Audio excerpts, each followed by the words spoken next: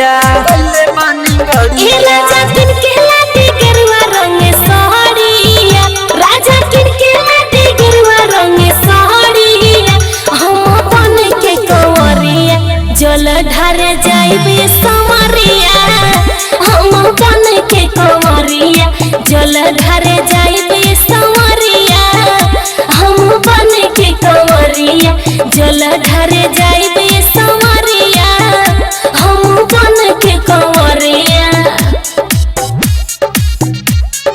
जल ढार जाइबे संवरिया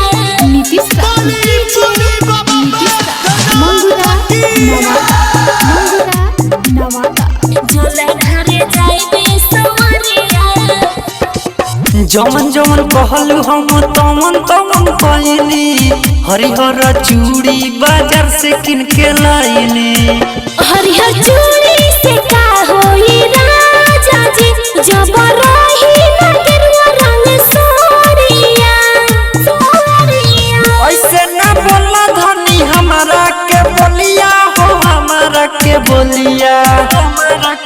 ए राजा किन के लाती गेरुआ रंग साड़िया राजा किन के लाती गेरुआ रंग साड़िया हम बन के कंवरिया जल ढार जाइबे संवरिया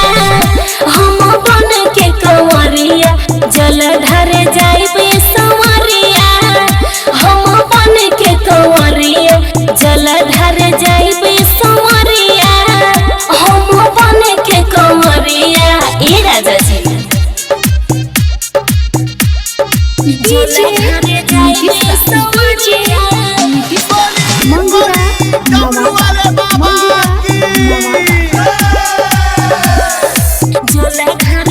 छोड़ो ना चलो भोले बाबा के दुआरी माथा खराब जनी कर हमर प्यारी